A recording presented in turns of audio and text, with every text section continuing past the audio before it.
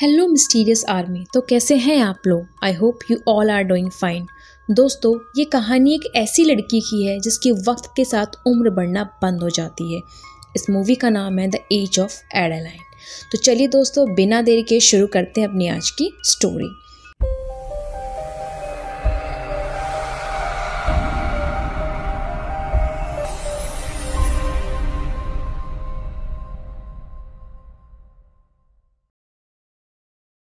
एडेलाइन का जन्म 1 जनवरी 1908 को सैन फ्रांसिस्को में होता है।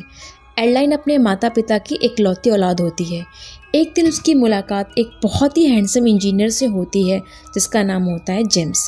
पहले दोनों की दोस्ती होती है और देखते ही दोस्ती प्यार में बदल जाती है और फिर दोनों शादी कर लेते हैं।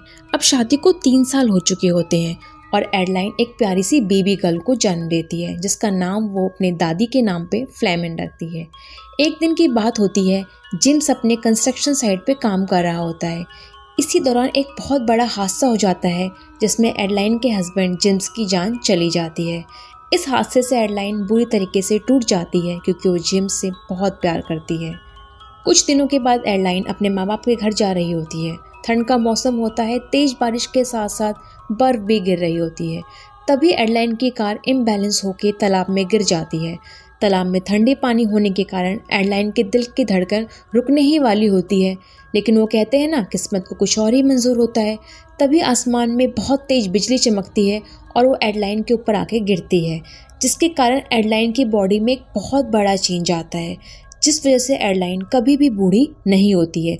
मानो कि इसकी उम्र एक वक्त पे आके रुक जाती है।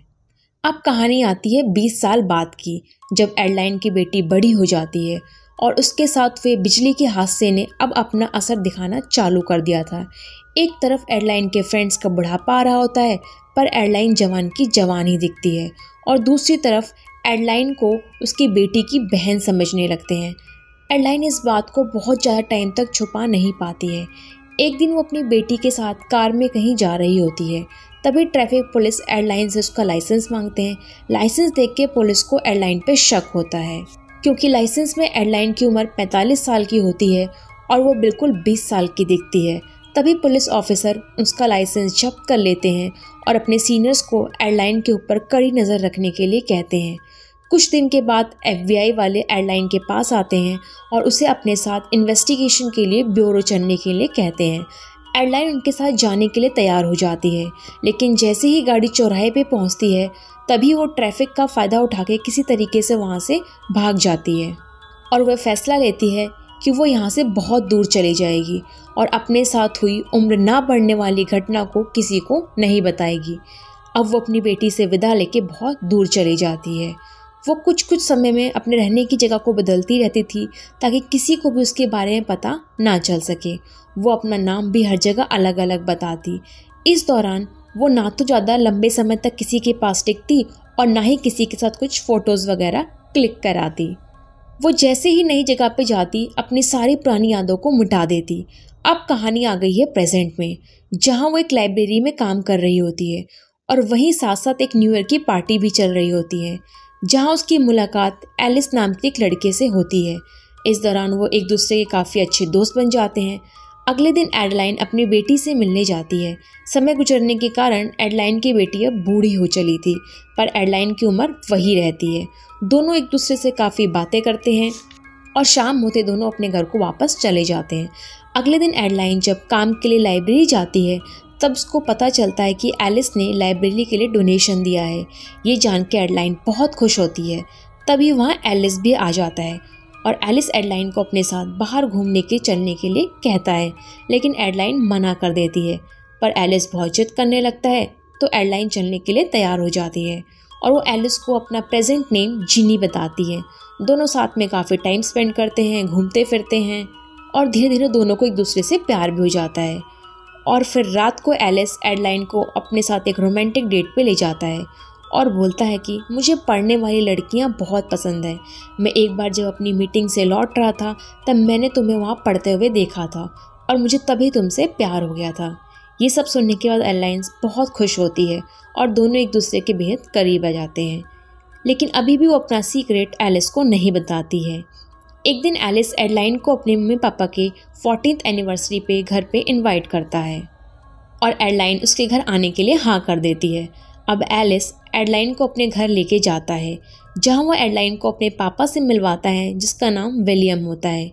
विलियम एडलाइन को देख के शॉक हो जाता है और कहता है, अरे तुम एडलाइन हो ना, मुझे तुम्हारा चेहरा अच्छे से याद है। और तभी एडलाइन विलियम की बातों को काटती हुई कहती है, एडलाइन, अरे एडलाइन तो मेरी माँ थी और वो इस दुनिया में नहीं है। विलियम एडलाइन की बातें सुन के हैरान हो जाता है, क्योंकि एडलाइन का चेहरा बिल्कुल उसी से मिल रहा होता है और वो कुछ सोचने लगता है। ये कहानियाँ फ्लैशबैक में चली जाती हैं, जहाँ हमें 1960s की कहानी दिखाई जाती है, जहाँ विलियम लंदन में पढ़ाई करने के लिए गया होता है। वहीं विलियम अपनी साइकिल से कहीं जा रहा होता है, तभी बीच रास्ते में उसे एडलाइन की कार दिखाई देती है जो ख़राब हो जाती है। तभी विलियम उसकी कार को बनाने में उसकी हेल्प करता है और दोनों दोस्त बन जाते हैं। दोनों साथ में घूमते फिरते हैं और एक दूसरे के काफ़ी क्लोज भी आ जाते हैं। जब विलियम की पढ़ाई पूरी हो जाती है तभी एडलाइन उसके साथ अमेरिका से आ जाती है और देखते ही देखते दोनों एक दूसरे से काफ़ी प्यार भी करने लग जाते हैं। अब विलियम एडलाइन से शादी करना चाहता है, तभी वो एक रिंग खरीदता है और एडलाइन को शादी के लिए प्रपोज करने के लिए सोचता है। तभी विलियम एक गार्डन की बेंच पे बैठा होता है रिंग को लेके और एडलाइन का वेट करता है आने का, लेकिन एडलाइन उसको दूर से ही देख लेती है और उसके हाथों में रिंग देख के समझ जाती है कि पक्का विलियम उसे शादी के लिए प्रपोज करने वाला है। तभी एडलाइन सोचती है कि विलियम तो वक्त के साथ बूढ़ा हो जाएगा और मैं हमेशा जवान ही रहूँगी और ये रिश्ता ऐसे कभी नहीं चल पाएगा। ये सब सोचने के बाद वो विलियम को वहीं उसके हाल पे छोड़ के हमेशा के लिए उससे दूर चली जाती है और ये फैसला लेती है कि अब कभी भी वो विलियम की लाइफ में वापस नहीं आएगी। लेकिन किस्मत को तो कुछ और ही मंजूर था। वो विलियम की लाइफ में वापस तो आती है, लेकिन उसके बेटे की गर्लफ्रेंड बनकर। तभी कहानी प्रेजेंट में आती है और एडलाइन और विलियम और उसका बेटा तीनों एक जगह बैठकर ब्रेकफास्ट कर रहे होते हैं, जहाँ विलियम एडलाइन को अपनी गर्लफ्रेंड की बेटी समझकर अपनी और एडलाइन की लव स्टोरी सुनाता है। ये सुनकर एडलाइन बहुत खुश होती है कि विलियम को अब तक सब याद है। तभी बात करते करते विलियम एडलाइन के हाथों में एक निशान देखता है और कहानी फिर से फ्लैशबैक में चली जाती है, जहां हम देखते हैं विलियम के साथ टाइम स्पेंड करने के दौरान एडलाइन के हाथों में चोट लग जाती है, जिसमें विलियम टाका लगा के उसके घाव को भर देता है। इस फ्लैशबैक के बाद तभी विलियम एडलाइन से पूछता है, तुम एडलाइन ही हो ना, मुझे बताओ, और तुम अभी तक इतनी जवान कैसे हो? तभी एडलाइन रोते हुए कहती है, हाँ मैं एडलाइन ही हूँ, लेकिन मुझे इस बारे में कुछ नहीं पता। मुझे नहीं पता कि मेरी उम्र समय के साथ क्यों नहीं बढ़ रही। इतना कहने के बाद एडलाइन एलिस के कमरे में जाती है और एक नोट लिखती है और हमेशा के लिए वहाँ से चली जाती है। उस नोट में लिखा होता है कि मुझे माफ़ करना, मैं ऐसा नहीं कर सकती और ना ही इन सब चीज़ों को मैं तुम्हें एक्सप्लेन कर सकती हूँ, तुम्हारी जिन्नी। तभी वहाँ उसके पिता यानी विलियम आ जाता है। तब एलिस अपने पापा से पूछता है, आपने जिन्नी को देखा है क्या? जिसमें विलियम बोलता है, वो जिन्नी नहीं, एडलाइन ही है। मुझे लगता है कि वो चेंजेस को एक्सेप्ट नहीं कर सकती, इसलिए यहाँ से बहुत दूर चली गई है। तभी एलिस जिन्नी को ढूंढने के लिए निकल जाता है। वो उसे बार बार कॉल करने की कोशिश करता है, लेकिन जिन्नी बार बार उसका कॉल कट कर देती है। तभी बहुत तेज बर्फबारी शुरू हो जाती है। तभी एडलाइन सोचती है कि उसने अपनी ज़िंदगी में बहुत लोगों को हर्ट किया है, वो बहुत भागी है, लेकिन वो अब और किसी को हर्ट नहीं कर सकती और वो एलिस के पास वापस जाने का फैसला लेती है। और जैसे ही वो अपनी गाड़ी मोड़ती है, उसकी टक्कर एक ट्रक से हो जाती है और एडलाइन जख्मी होकर रोड के किनारे गिर जाती है। क्योंकि इस बार फिर से बर्फबारी गिर रही होती है और बिजली चमक रही होती है। एडलाइन के दिल की धड़कन रुकने ही वाली होती है कि तभी टाइम पे पहुंच के एलिस मेडिकल सपोर्ट टीम को बुलाता है और एडलाइन को हॉस्पिटल लेके जाता है। वहाँ उसको बिजली के झटके दिए जाते हैं और एडलाइन होश में आ जाती है। और तभी एडलाइन एलिस को अपनी शक्तियों के बारे में सब कुछ बता देती है।